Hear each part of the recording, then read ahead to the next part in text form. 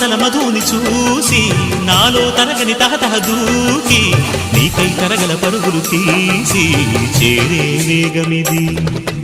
ఆరారు కాలాల వర్ణాలతో నీరాజనం నీకు అందించనా, ఏడేడు జన్మాల బంధాలతో ఈనాడు నీ ఏడు పండించనా. మరి తయారయ్యే ఉన్న వయ్యారంగా సయ్యత్తు ఒళ్ళోకి వాలంగా చూసుకొచ్చానమ్మా చూడు ఉత్సాహంగా చిన్నారి వన్నెల్ని ఏలంగా.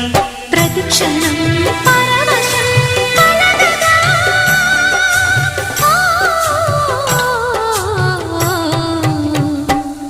మనసా పలకవే